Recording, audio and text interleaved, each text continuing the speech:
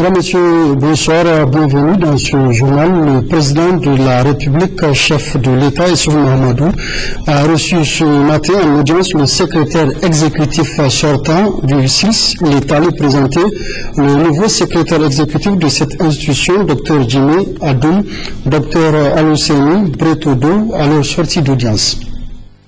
À l'issue de mes deux mandats au niveau du SILS, il était tout à fait normal que je vienne remercier son Excellence le Président de la République pour tout l'appui qu'il a apporté au SILS et lui rendre compte de l'état, n'est-ce pas, de l'institution que je remets à mon frère Dr Djimé Adoum du Tchad.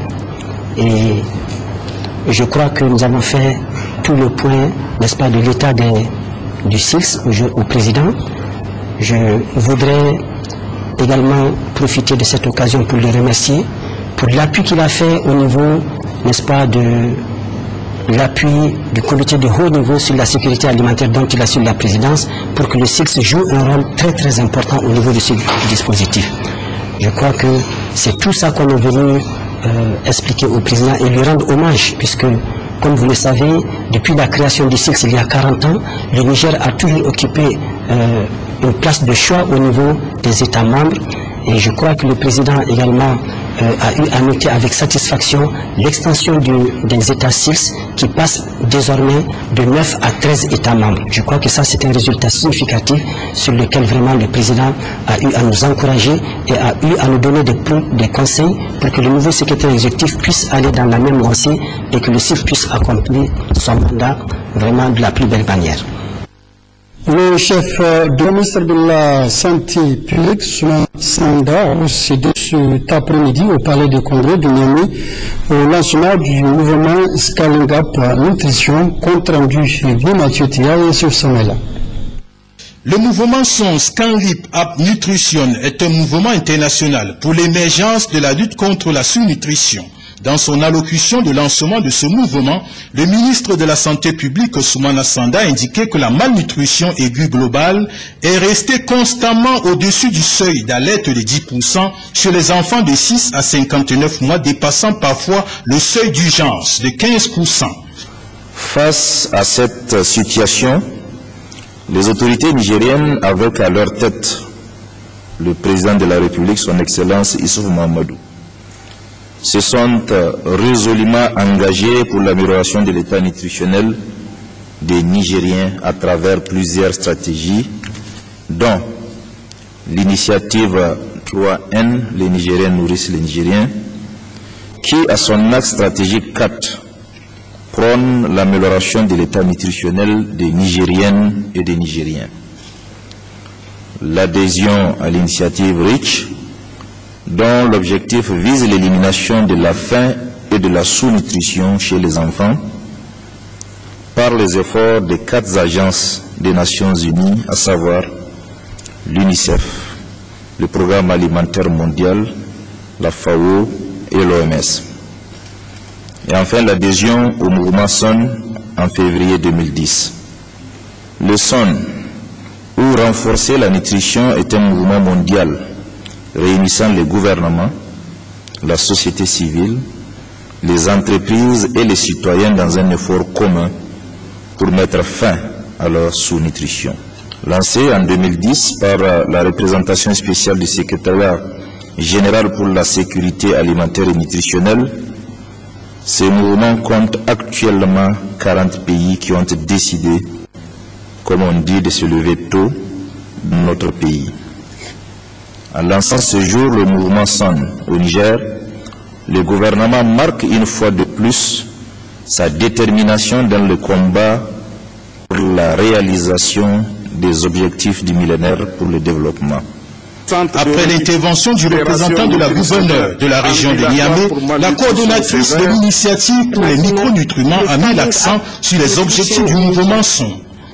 Le mouvement SON, donc, qui vise à créer un changement durable à travers le passage à échelle des interventions nutritionnelles spécifiques et à haut impact combinées à des stratégies sensibles à la nutrition, le Niger est l'un des premiers pays du Sahel à adhérer au mouvement SON, à mettre la nutrition au cœur de leur politique de développement, à élaborer tous les documents de politiques et stratégiques afin de renforcer la nutrition au Niger et de contribuer à la réduction de la mortalité maternelle et infantile. Pour cela, le Niger a été publiquement félicité et cité comme exemple à la dernière Assemblée générale du système des Nations Unies tenue en septembre 2012 à New York. Des communications ont été ensuite présentées, entre autres, sur l'analyse de la situation nutritionnelle au Niger, ainsi que sur l'axe 4 de l'initiative 3N et la contribution des différents acteurs du son, notamment l'UNICEF, l'Union européenne, le réseau des parlementaires sur la nutrition et la sécurité alimentaire, le secteur académique et la société civile. Il faut noter l'installation du comité multisectoriel de pilotage de la stratégie 4 sur la nutrition par le représentant du haut-commissaire à l'initiative 3N. En mission dans la région de Maradi, le ministre de la Santé publique s'est rendu sur le chantier de construction d'un centre de santé intégré, une initiative de la ville de Maradi saluée par le ministre Soumana Senda. Reportage de Maman Numéro et Adin Agal Galas. Il faut dire que c'est toujours un plaisir de venir à Maradi et d'encourager le maire de la ville qui a compris que investir dans la santé, c'est investir pour l'avenir, c'est investir pour le progrès. Je crois que cela me donne l'occasion de lancer un appel aux responsables des mairies afin qu'ils suivent cet exemple qui va permettre d'atténuer les souffrances de nos populations. Il est vrai que l'État fait tout ce qu'il peut, mais avec des moyens limités. Donc il faudrait qu'au niveau local, il y ait ce type d'initiative que nous allons soutenir. Je l'avais dit au maire, et je crois qu'aujourd'hui je suis heureux de constater qu'il est en train de faire bon usage du conseil que je lui avais donné, celui qui consiste à construire. Au niveau de l'État, au niveau du ministère, nous allons nous occuper d'équiper, n'est-ce pas, ces centres-là. Je pense qu'aujourd'hui c'est une bonne chose. À l'allure où vont les choses, la couverture sanitaire au niveau en tout cas de la ville de Maradi va certainement être de 100%. Vous n'êtes pas sans savoir que depuis que nous sommes passés là, il y a un an, je crois qu'ils sont au 5e CSI qui sont en train de construire les maternités. Donc cela rentre dans le cadre des objectifs du gouvernement de la 7e République. Et notre plan de développement sanitaire 2011-2015 ayant mis le focus sur la santé de la mère et de l'enfant, il faut qu'à proximité, il y ait ces services de santé à côté des populations afin qu'elles puissent les fréquenter.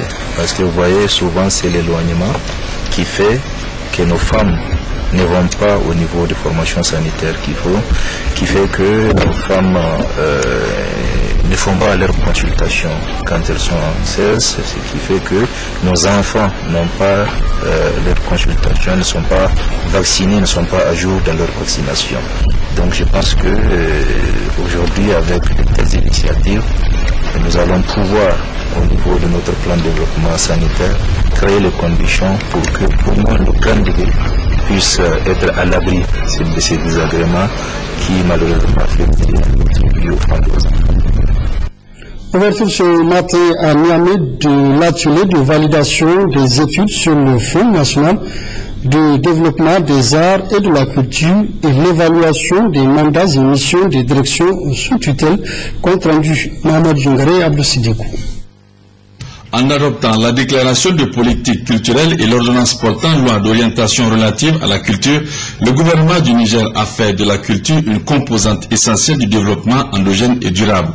C'est suite à ces avancées enregistrées que le gouvernement, avec l'appui des partenaires techniques et financiers, a décidé de la commande de la validation des présentes études. En procédant à l'ouverture des travaux du PARPIC, le ministre Kounou Hassan a remercié l'Organisation internationale de la francophonie, OIF, pour son appui. Le ministre en charge de la culture a précisé que ces deux études structurantes constituent des pistes idoines aux problématiques majeures relevées. Les documents que vous êtes invités à examiner visent à doter le ministère de mécanismes appropriés dans le financement des programmes et aussi dans l'utilisation rationnelle des ressources. La qualité du travail accompli par les experts me conforte dans mon espoir de voir notre département ministériel doté d'outils permettant d'impulser un changement qualitatif afin de mieux contribuer à la mise en œuvre du plan de développement économique et social dans son volet de sauvegarde et de promotion de notre culture. Professionnels rompus en matière de la culture que vous êtes, je vous invite donc à donner le meilleur de vous-même pour aboutir aux conclusions escomptées. C'est sur cette note d'espoir que je déclare ouvert l'atelier de validation des études sur les mécanismes de financement du Fonds national des arts et de la culture et sur l'évaluation des mandats des directions et des établissements culturels. À noter que l'ouverture des travaux de l'atelier de validation des études sur le fonds de développement des arts et de la culture sur l'évaluation des mandats des directions établissements sous tutelle a été rehaussée par la présence de plusieurs membres du gouvernement de la 7e République. Ouverture toujours ce matin et à Niamey de l'atelier de validation du document de plaidoyer en faveur de la révision de la loi sur l'orientation du système éducatif nigérien dans l'optique de doter le système éducatif de loi dynamique. Reportage Ismaël Daouda et Salif Garba. Plaidoyer en faveur de la révision de la loi d'orientation du système éducatif nigérien. C'est le document qui sera validé au cours de l'État organisé par l'Observatoire de performance de l'école nigérienne en collaboration avec ses partenaires. Cela dans l'objectif de contribuer à mettre à la disposition du système éducatif une loi dynamique et démocratique débarrassée des inégalités et des contre-performances dont jeunesse a mis en œuvre. Cette mission incombe à la société civile nigérienne dans sa diversité, car si les dirigeants avaient eu l'initiative de préparer le premier texte de la Lausanne, il nous revient aujourd'hui le devoir d'imposer sa révision à travers un processus participatif qui puisse garantir sa crédibilité et son appropriation. La réussite de ce programme de développement de l'éducation au Niger exige donc la participation de tous. Le cadre de concertation des organisations de la société civile active en éducation présent à cet atelier exprime son engagement à promouvoir les droits à l'éducation dans notre pays. Une volonté saluée par le ministère de l'Éducation nationale. Le ministère de l'Éducation nationale, de l'alphabétisation et de la promotion des langues nationales s'est inscrit dans une dynamique de révision de la dite loi afin de l'adapter au contexte actuel. D'ores et déjà, le programme d'activité de cette année 2013 du ministère prévoit, entre autres activités, une évaluation externe de la Lausanne, l'élaboration d'un avant-projet de loi portant modification de la Lausanne et l'élaboration des textes d'application. C'est dire que les ministères en charge de l'éducation seront attentifs aux conclusions qui seront issues de vos travaux. Sur ce, et en souhaitant plein succès à vos travaux, je déclare ouvert l'atelier de validation du document de plaidoyer pour la révision de la Lausanne. Donc, l'atelier de validation du document de plaidoyer en faveur de la révision de la loi d'orientation du système éducatif nigérien, financé par l'ONG Oxfam. À travers cette journée, les chefs de participants procèdent à l'abandon du document en vue de son adoption. Le directeur adjoint du programme alimentaire mondial, PAM, était hier au niveau des centres de santé intégrés de Tirmini et de Baboulé. C'est le secrétaire général de la région de Zender qui a conduit la délégation, compte rendu Ali Abdou et Mariam Akaïta. Constater de visu l'effectivité des actions réalisées par le programme alimentaire mondial PAM dans la région de Zender, particulièrement dans le département de Taketa, pour le bien-être de la femme en général, enceinte en particulier, et celui des enfants. Tel est l'objectif assigné à la présente mission du directeur adjoint de PAM, Tito Nicodemos. Au CRI de Trimini, la délégation conduite par le secrétaire général adjoint de la région a été accueillie par le préfet de Taketa, Moussa Massalati, le chef de canton Borma Rabiou, avant de visiter les locaux du district et les centres de récupération des enfants malnutris moyens et sévères que sont le CRENAM et le CRENAS, et dont les activités sont portées à ce niveau par l'ONG BFN et ASB en collaboration avec le PAM. Au CRENAM, a expliqué le major, chaque jour, sans suivi en moyenne, et au Crénas 24 pour la dite journée sur les 140 qui sont suivis par semaine. Le directeur adjoint Tito Nicodemos accompagne ses collaborateurs et le chef sous-bureau PAM Zender, Jimadungar Dumbay, s'est entretenu avec les femmes qui se sont réjouies de la présente visite de ce dernier et de remercier PAM pour ses multiples œuvres humanitaires à leur endroit. À Baboul, seconde étape de la visite de cette délégation, c'est l'opération distribution gratuite ciblée qui s'effectue. Une activité portée par l'ONG Karkara en partenariat avec le PAM et qui concerne les ménages très pauvres. Un choix qui résulte de l'identification d'un village, le recensement de l'ensemble de la population du dit village et le ciblage des familles très pauvres, résultat d'une sélection des comités de sages et focus group, a expliqué Maman Seydou, coordinateur de l'ONG Karkara. Notons que la présente opération concerne 229 ménages, soit 1389 bénéficiaires avec 4650 francs par mois par personne pendant 4 mois pour un coût global d'environ 6 500 000 francs CFA par mois. Pour le blanquette, elle concerne les femmes enceintes, allaitantes et les enfants malnutris de 6 à 23 mois. Le secrétaire général adjoint Issa Moussa et le maire de Termini ont chacun dans sa sphère de responsabilité demandé à ses bénéficiaires d'utiliser cette aide à bon escient pour leur bien-être, celui de la région et pour l'atteinte des objectifs que le PAM s'est assigné. À l'étranger, en Égypte, l'armée qui a déjà à plusieurs reprises mis en garde le président Mohamed Morsi finit par prendre le pouvoir.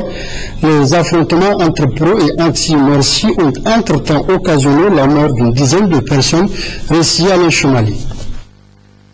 16 morts et 200 blessés dans des affrontements entre pro et anti-Morsi devant l'université du Caire. La nuit a été particulièrement meurtrière après le discours du président égyptien contesté. En réponse à l'ultimatum de l'armée, le sommant de répondre aux demandes du peuple, Mohamed Morsi venait en effet de rejeter au nom de sa légitimité l'avertissement des militaires, tout en prenant la défense de leur institution. Prenez garde absolument, partisans ou opposants, à ne pas nuire à l'armée. Prenez garde à ne pas tomber dans ce piège, parce que les ennemis, et vous connaissez les ennemis, c'est ce qu'ils veulent. Le président avait pourtant rencontré tout au long de la journée le général Abdel Fattah el-Sisi, ministre de la Défense et chef de l'armée, qui apparaît désormais comme l'homme fort du pays. Selon le quotidien Al-Ahram, il aurait établi une feuille de route prévoyant la nomination d'un conseil présidentiel et une suspension de la Constitution pouvant aller jusqu'à 1 an en cas de non-respect de l'ultimatum. Si les opposants massés par milliers place Tahrir affirment qu'ils vont y rester jusqu'au départ de Morsi, la confrérie des frères musulmans affirme qu'elle est prête à le protéger contre un coup d'État déjà en cours.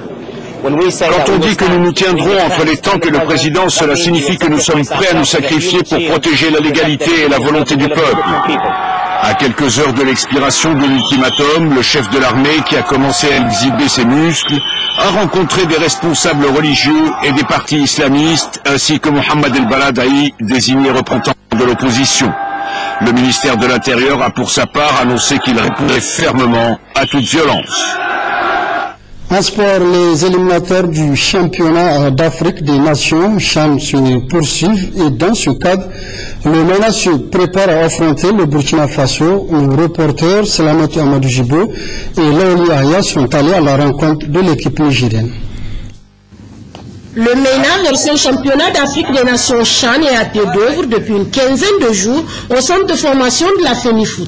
Objectif, préparer activement la rencontre du 6 juin à Ouagadougou contre les étalons du Burkina Faso pour les éliminatoires du CHAN 2014. Pour une sélection de 23 joueurs, la liste est composée de 3 gardiens de but, 8 défenseurs, 6 milieux de terrain et 8 attaquants. Que nous avions retenu sur les 43 que nous avions listés avec ce qu'on appelait l'entraînement du mercredi qu'on a fait depuis 5 mois. On a vu beaucoup de joueurs et la liste s'est progressivement raccourcie et là nous avons 25 joueurs pendant cette deuxième semaine de stage et demain on va faire une opposition entre nous et jeudi on donnera une liste de 20 joueurs. Pour la CAF et le CHAN c'est 20 joueurs, 2 gardiens, 18 joueurs de champ. Ce que je tiens à dire c'est qu'on est très motivés, les joueurs se sont vraiment préparés et puis il faut tout faire pour nous mettre dans de bonnes conditions. Donc voilà, maintenant il va falloir confirmer une bonne prestation à Ouaga. Il est important, explique le directeur technique, que cette équipe de prêt au MENA puisse marquer à Ouagadougou et de garder intactes ses chances de qualification pour le match retour. Le niveau est appréciable et surtout l'état d'esprit dans lequel se prépare ce match, cette double confrontation avec le Burkina Faso. Ils sont conscients, ils ont pris conscience de l'enjeu et la mission est délicate pour eux. Parce que non seulement il faut aller chercher la qualification là-bas et confirmer au match retour ici à Niamey, mais aussi il va falloir aller en guerrier pour rendre la monnaie au Burkina, qui non seulement nous a gagné le match aller chez eux, ils sont venus ici nous gagner aussi. Donc nous voulons vraiment à travers ces jeunes-là prouver que le football est en nette progression. Pour le coach adjoint Cheikh Omar Diabaté, les étalons doivent être pris au sérieux pour ne pas être surpris. Le MENA, en tout cas, se sent prêt pour le jour J.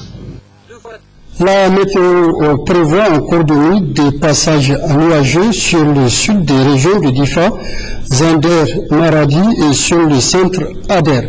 Bulletin fourni par le service de la météorologie nationale qui clôt cette session d'information. Merci de l'avoir suivi. Excellente soirée à tous.